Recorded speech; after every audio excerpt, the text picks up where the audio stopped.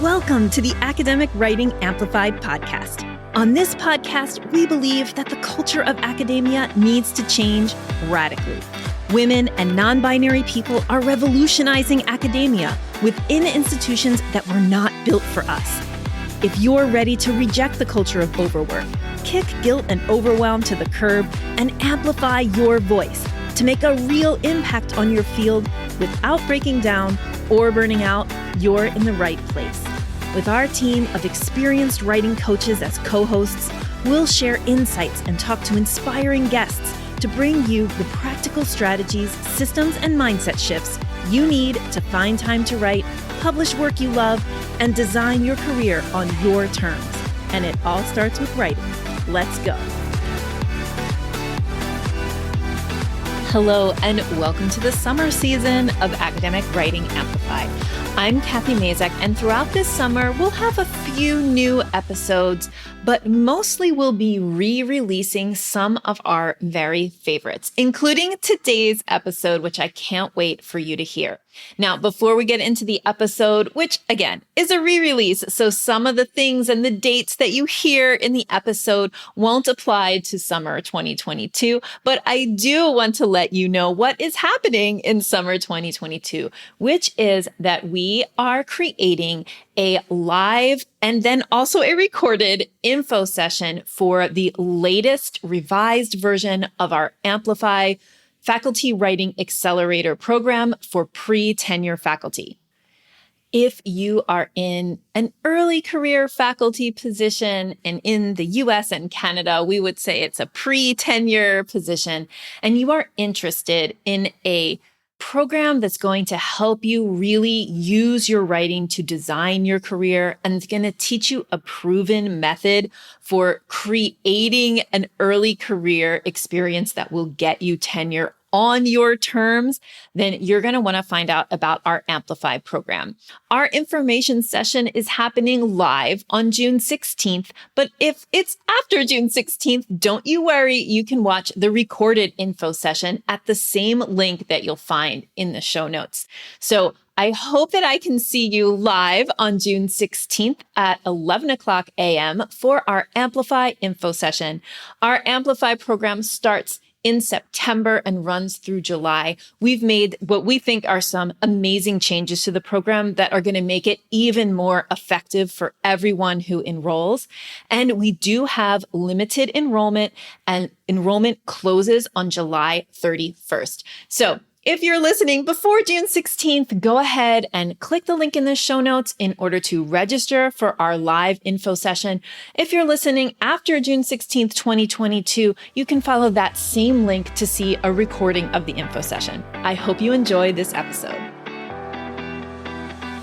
Hello, I am so happy to have on the podcast today, Angel Kaur.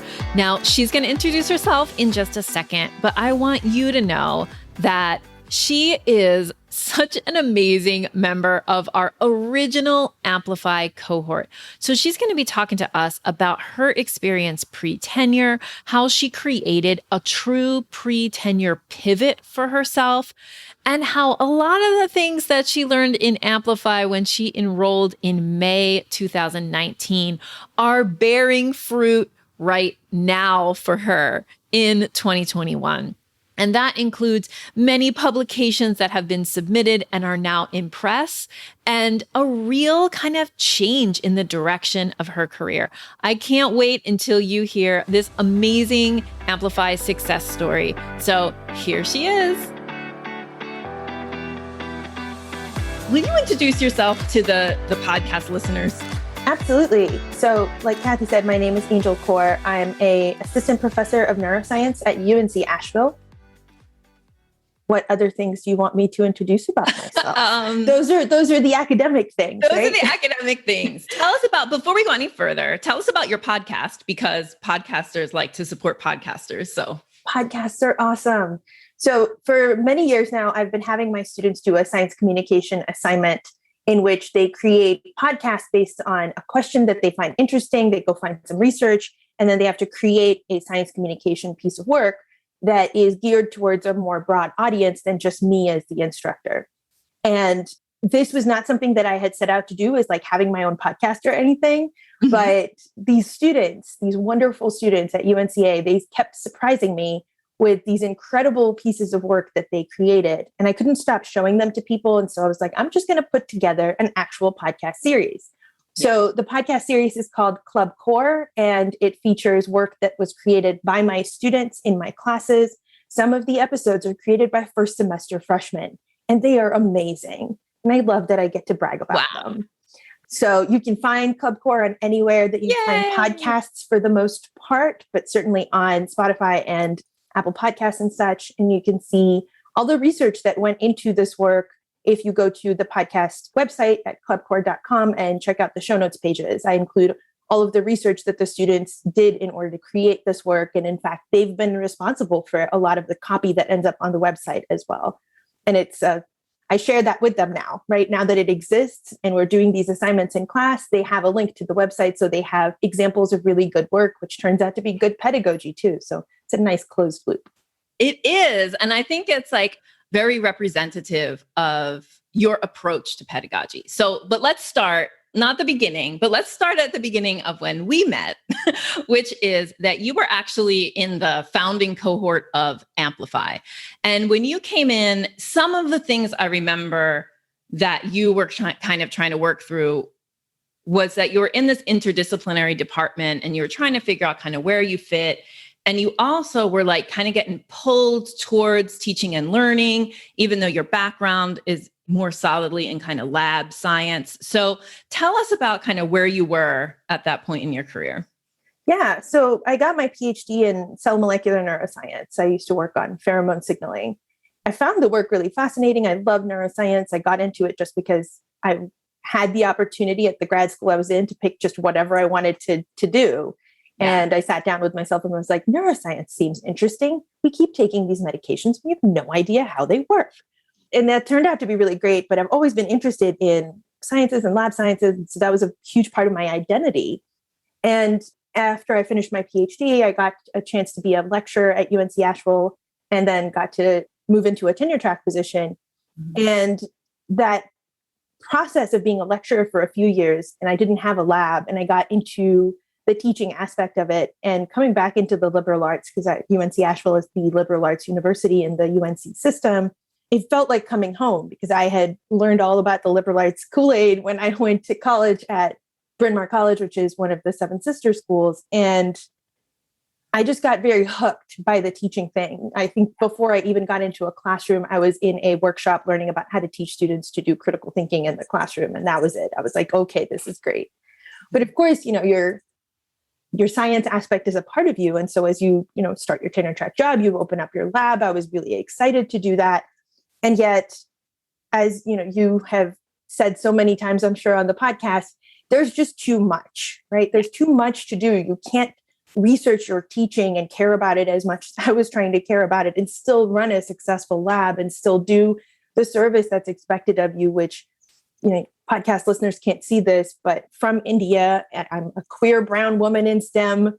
There's a lot about me that creates new pockets of work that other people don't have to do. Yeah. Even if it's just, students emailing me and being like, Dr. Kaur, I cannot function. How do I prioritize this list of work? And I'm like, well, you came to the right person because I've read everything about productivity and I help them. And I love doing that. And so I think that what made me come to Amplify, as everything in my life is complete random impulse. I saw it and I was like, this sounds like something that could help me, was that overwhelm. You talk about that overwhelm and how it doesn't have to be how academia works. And that really resonated with me because I felt like I was, the university's never going to love you back. And I was trying to get it to do that. And that wasn't the right mindset. But as someone who did grow up in India, and my parents went to college, but in India. So I was kind of first gen here in the United States. Yeah. And they don't have teaching positions here. And so I was once again entering into the space, not really knowing what was going on or how to do things.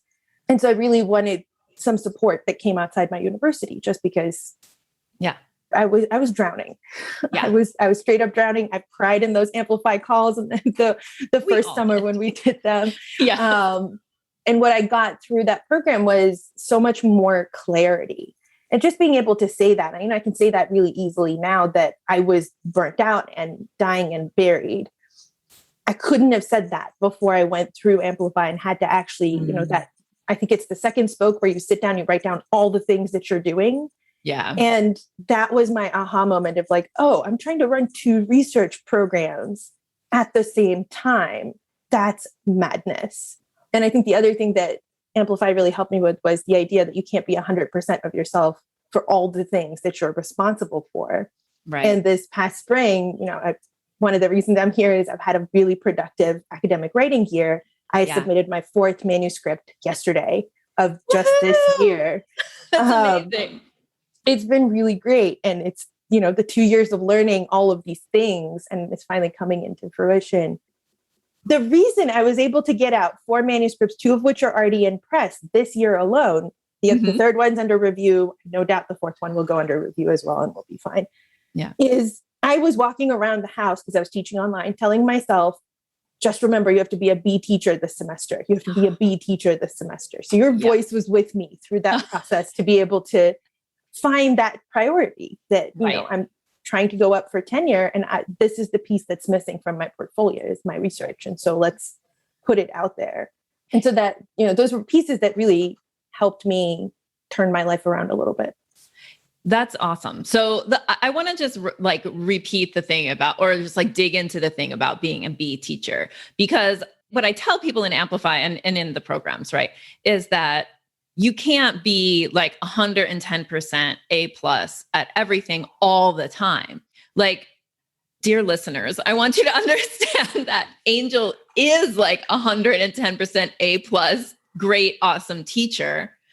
And she's also allowed to say, oh, well, this year is going to be a year that I crank out publications. So I'm just going to turn the volume down on the teaching.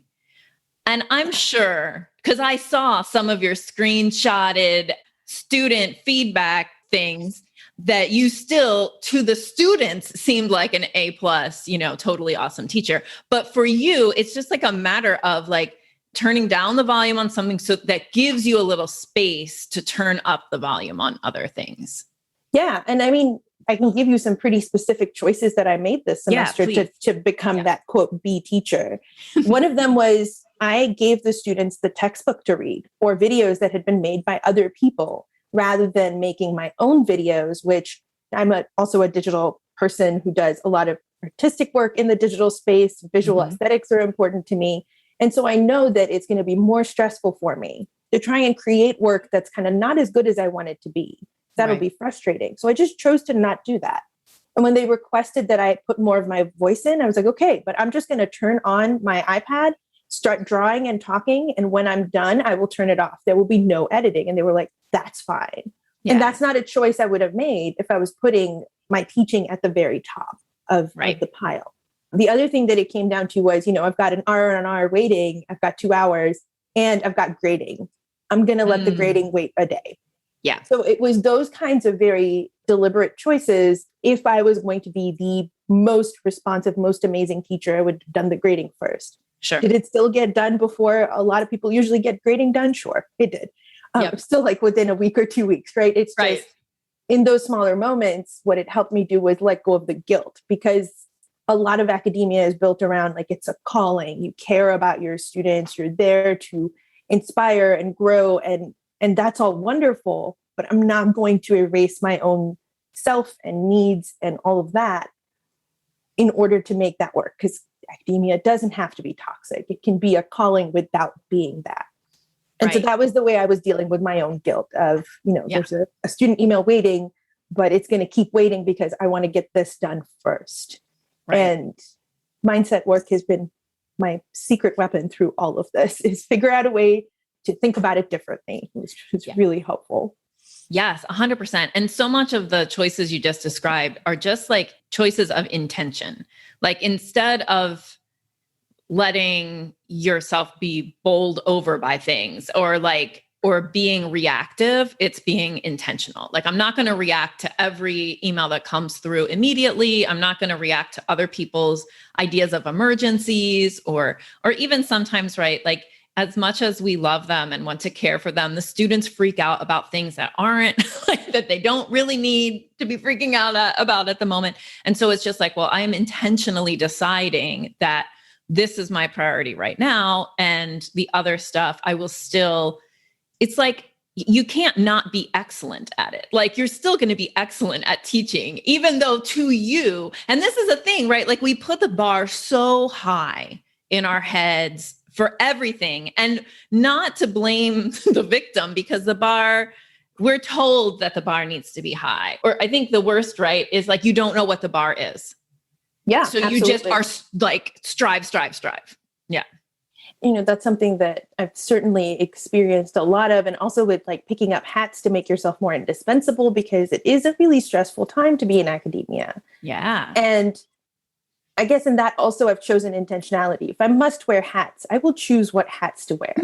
Yes. And that choice last summer turned out to be a really good one. I knew nothing about online teaching before the pandemic happened. I happened to be on leave in the spring, and I sat down with myself and said, you need to get excited about this because that's the only way you're going to get through it. Yeah. And I am now one of the second most expert person in digital learning at our university.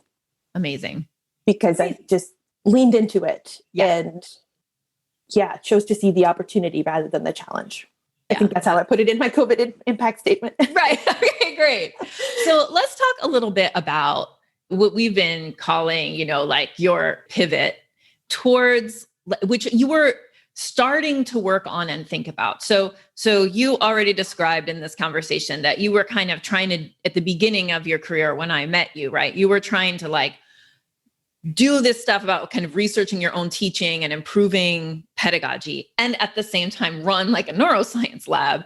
And this is a problem that so many of the people that we work with in our programs have, which is that they feel excited about two different things. And when we make people do that mission statement thing, the biggest resistance we get from people, and in your case, it's a little different because you're talking about like research on teaching, but a lot of times we hear like, the teaching is so important to me and the research is too, or I'm going to move into this admin position. That's my goal, is admin. So I can't make that admin line up with my research. And the result is that you're like this person who's like so pulled because you're trying to hold up too many things. So could you talk about your process of figuring out like what way you were going to go and deciding to just go one way and to not do all the things?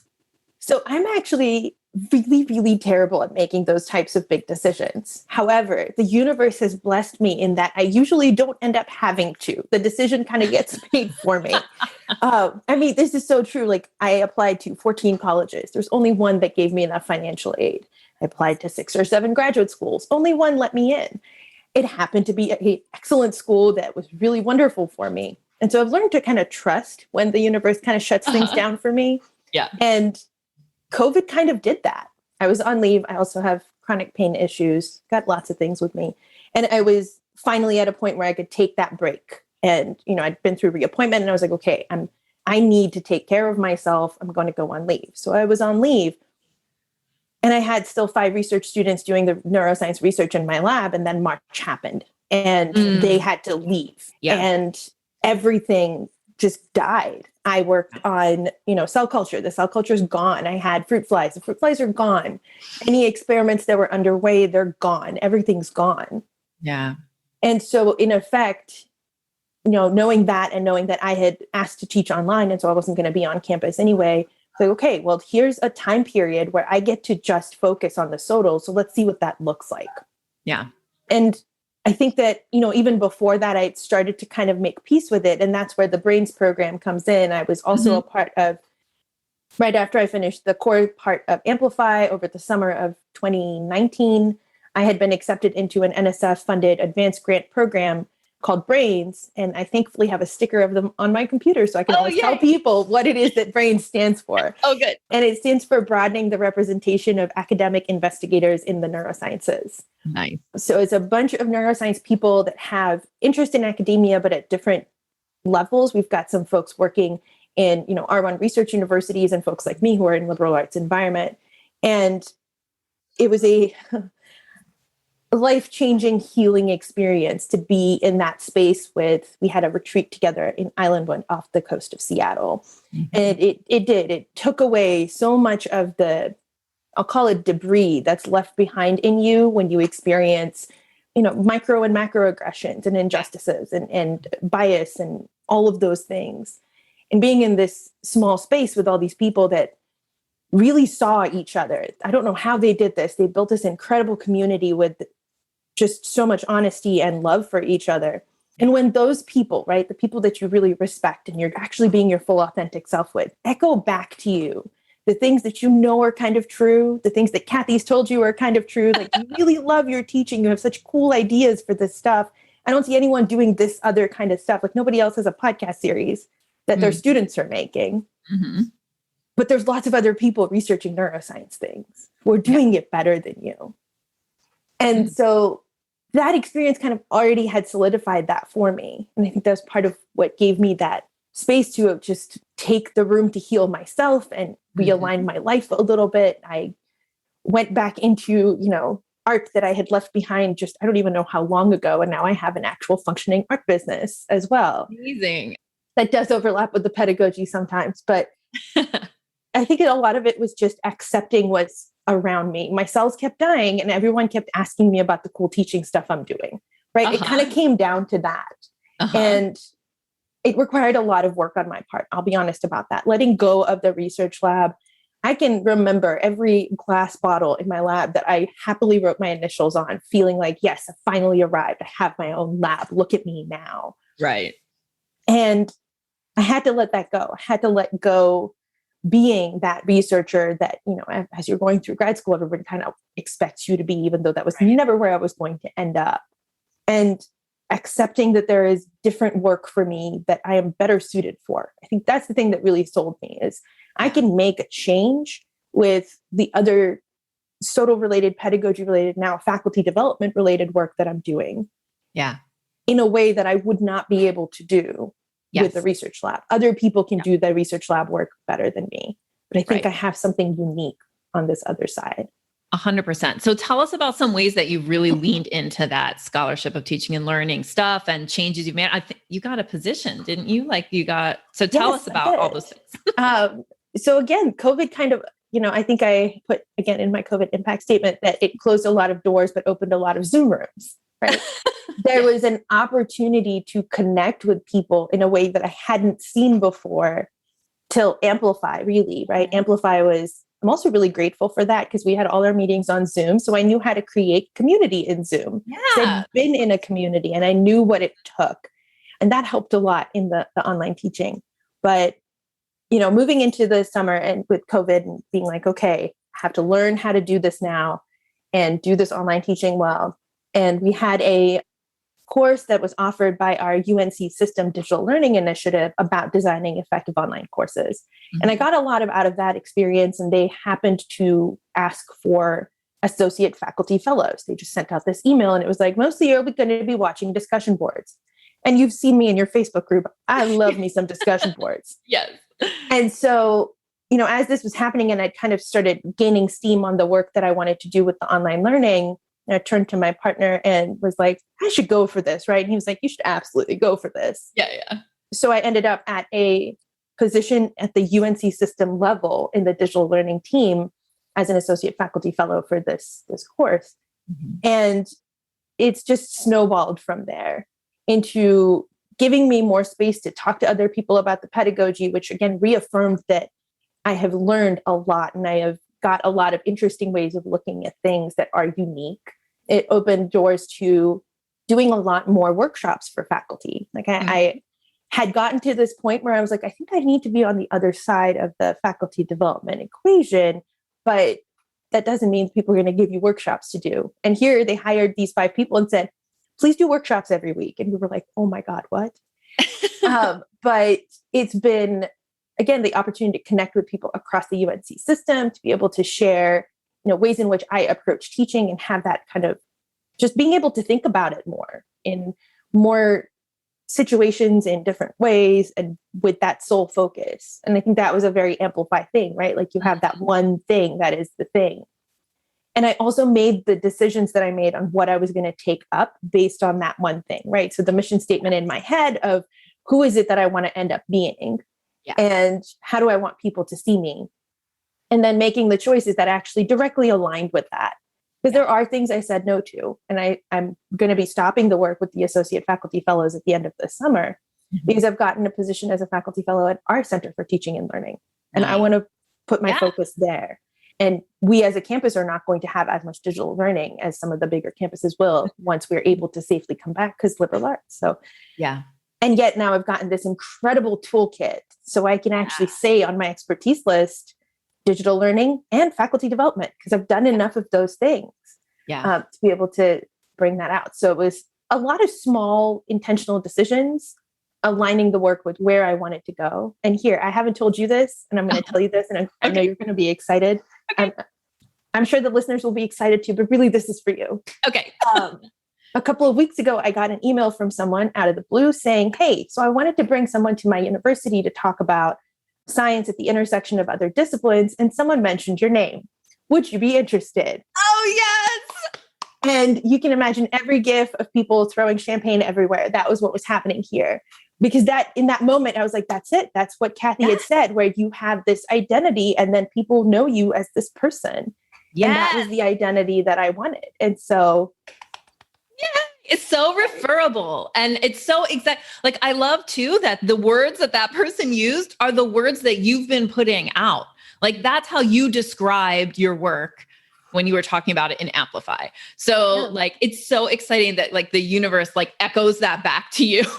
And that means that you are crafting that identity for yourself and that path for yourself in a clear way. And that is so amazing. Congratulations. Yay. Thank you. I'm so excited. I think currently I'm planning to do a film studies related thing. Awesome. And have them watch a movie and then lead a discussion on it from the science perspective.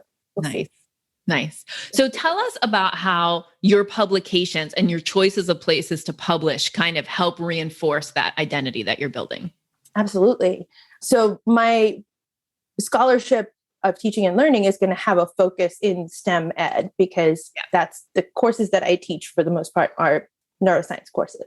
Mm-hmm. Lucky for me, maybe there's a flagship journal for the Journal for Undergraduate Neuroscience Education. Mm-hmm. And I've been a part of that group, the Faculty for Undergraduate Neuroscience, for a while. I've done some poster presentations. And again, the universe, I did a poster last summer on my podcast project and received an email from the folks that run the workshop saying, hey, if any of you want to write a paper, we will waive publication fees for you. Here's a deadline. Nice. And that was the first paper that I got in and got submitted because I know myself, ADHD, deadlines are helpful, especially if they're external.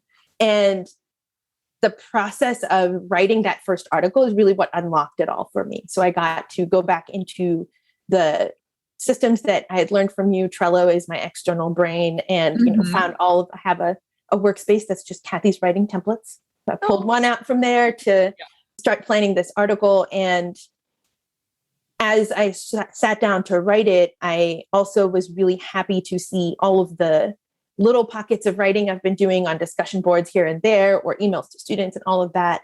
I've grown as a writer without really recognizing it. And so the actual writing process was not hard, especially for that first article, because this is a project I'd been developing for 5 years. Yeah. And the first article is about the podcast assignment, is in press with the Journal of Undergraduate Neuroscience Education coming out later this summer.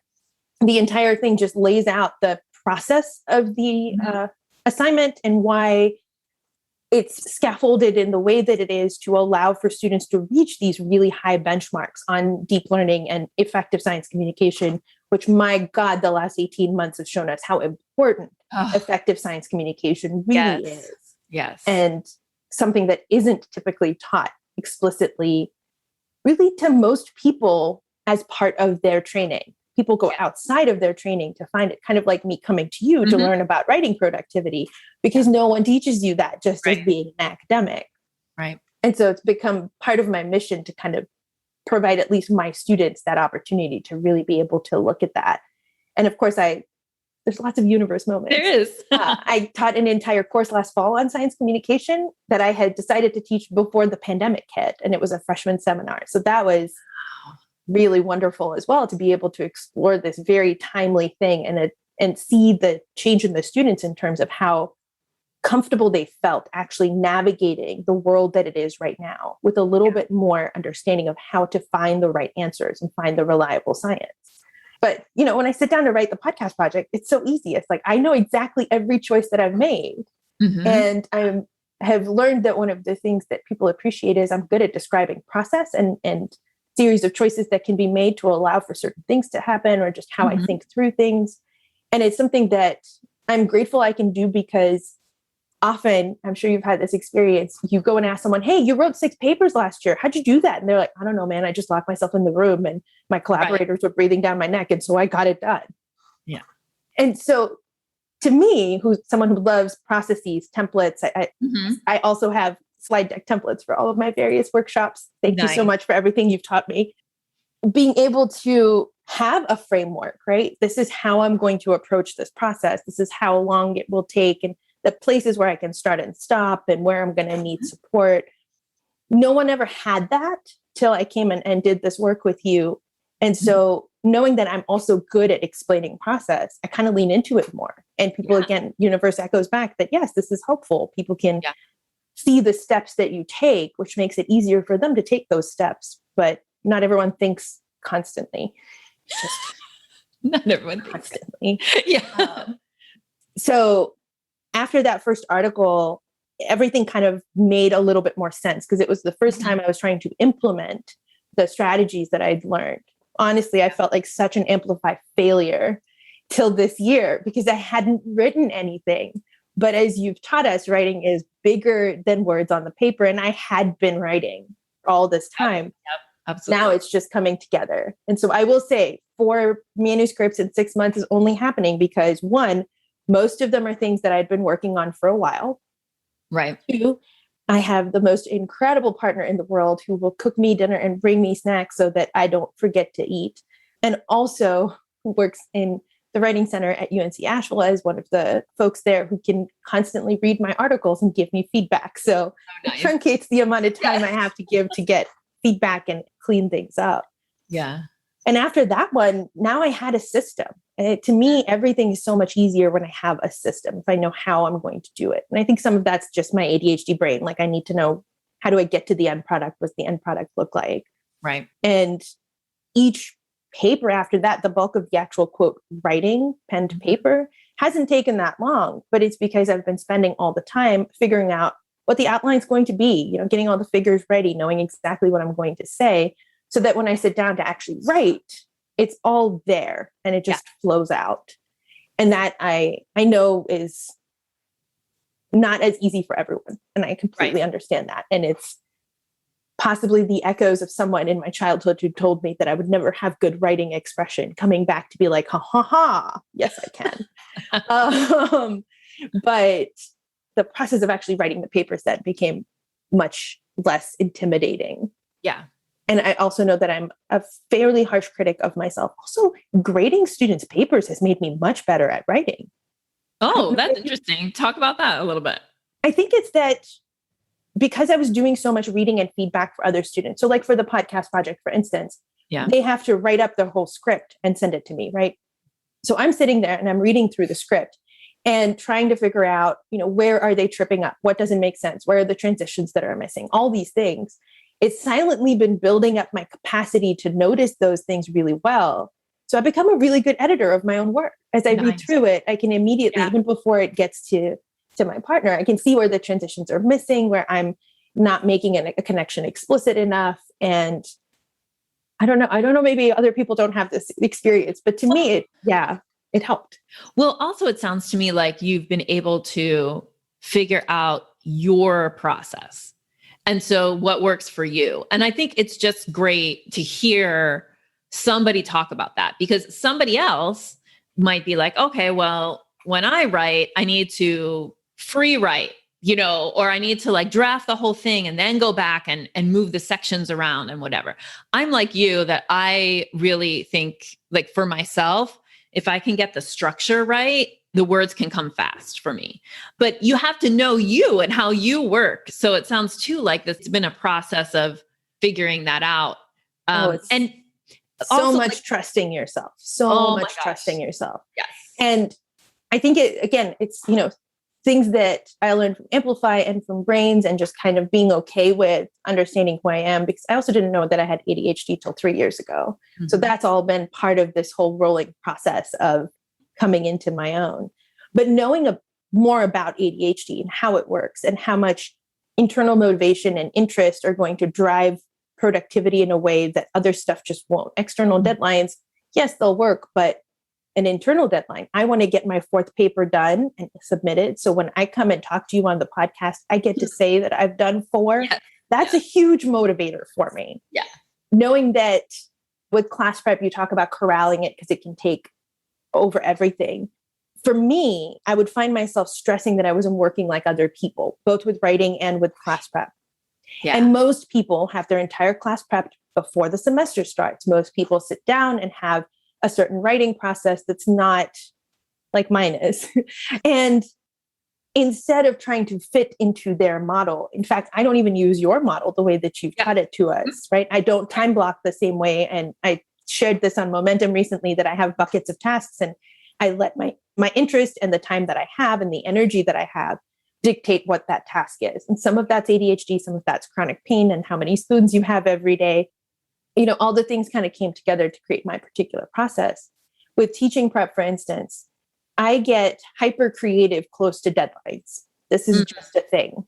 Mm-hmm. So if it is the night before the class and I come up with a cool new thing I can try in class the next day, and I had spent 3 hours, several weeks ago devising the class plan for that day, that's time that got wasted.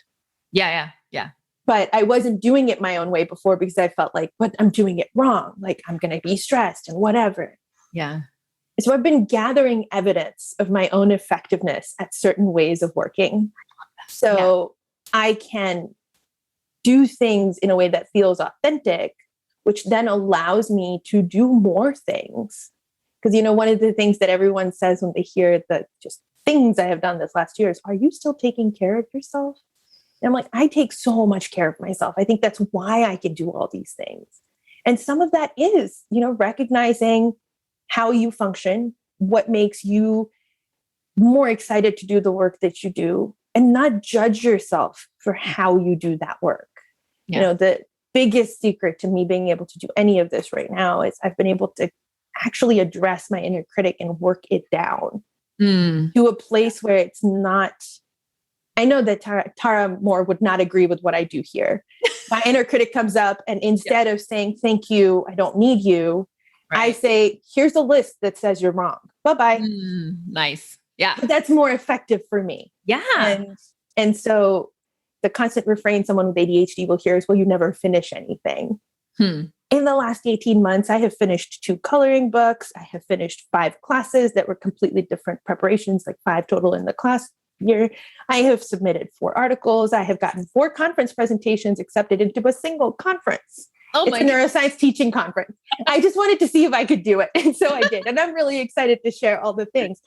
And so, I can't have that negative voice that's going to take away my energy and judge me for waiting till the night before to decide what I'm going to do in the class the next day. Right. And that doesn't mean that the students don't have a full schedule and know what topics it'll be. It's how am I going to engage them in that topic? And I like having that freedom. And I wouldn't have given myself that freedom 3 years ago. Right. But a lot of just having to spend time with myself and really be okay with who I am, right? You sit down and you look inside and you say, I'm actually afraid of anything there. And if you can just say no at that point, it's so freeing. It's so freeing. Yeah. And that has been at the crux of all of these things happening. Yeah. Because nobody else would think to make an infographic syllabus in actual full infographic form because, well, internal judgment, right? That's not what a syllabus looks like. That's not how you're supposed to do this. Mm-hmm. And I just was like, well, if I need to make a syllabus right now, the only way it's getting done is if it's an infographic. And that opened up so much. It was just a personal choice that I made. And it opened up so many things. Like I've done workshops on that. I've got one of my manuscripts that's out is on that. I've got a second follow-up study where we've got all this data that I need to process so that we can write another manuscript. And it's made my students happy, which makes me really happy as well, to be able to see something that is different and engaging and shows them that the instructor is actually like, you are not all black and white people that are all just exactly the same. I'm using font colors here, though I realize my choice of words was weird. Right? Like everyone is a three-dimensional human being. And here's me as a three-dimensional human being. And let's do this. That was a lot of answers to your questions, but that's just what I do. Yeah, but I loved it. And I want to just emphasize, like, you've become an expert on yourself. Yes. And that is really powerful. On top of that, like you mentioned, that self-trust, that like me leaning into me more is going to create the best result for everybody, for me, for my students, for my writing, for everything. So I actually think that's like kind of a great place to end, because you really said everything. so I just want to congratulate you, on just really having an amazing year, but also just that process, congratulate you on that process of taking the time to figure out what works for you and make those choices and be intentional. So I'm just really thankful that you came on the podcast and other people can hear about it too. Yeah, absolutely. So tell us about all the places that we can find you online. If you want to share your art things too, tell us all the places and the things. Absolutely. I am on all of the socials at Club Kaur. So that's club and my last name, Kaur. I'm most active on that on Twitter, though I just generally tweet about academic life and other such things. It's not just about the podcast series. My art business is on Etsy. It's dilexico.etsy.com, and that's Dilexico. It started out as a coloring book Etsy shop for coloring books I'd made of Bryn Mawr's campus, which is where I went to undergrad. And Dilexi is one of the things in our motto. So that's where that came from. But it's grown to be a lot more than that. And also on there is the class participation graphic that I made. There's a version that you can buy and customize. That graphic has been all the way around the world to like 27 different countries, over 500 people, like entire school systems. Wow. I'm going to try and reach out to the folks that used it to get some feedback from them so I can write it up. It's really cool that it resonated that much. And there's also templates for the infographic style visual syllabus that I created both in Canva, and there's a Word version of it as well on the shop. And randomly, a book that my husband wrote and I helped lay out on all the forageable things that you can find on our campus and their histories and such. It's just, I need to actually make that book into a podcast like short series because it's just wonderful. So just some random stuff that's on the shop, but the syllabi have been popular, and I love that folks can come in and grab a syllabus for like $10 or $12 and then use it for the rest of their lives. And that's wonderful. Well, we'll link up all those places and things in the show notes so people can, I know that people are going to want that syllabus. They're like, what syllabus? Let me go find that. So awesome. Thank you so much again for coming on. Yeah, absolutely. Thank you for having me. Thank you so much for spending your valuable time supporting yourself and your writing by listening to this episode. If you like what you heard today, the best way to say thank you is to hop on over to Apple iTunes and write an honest review.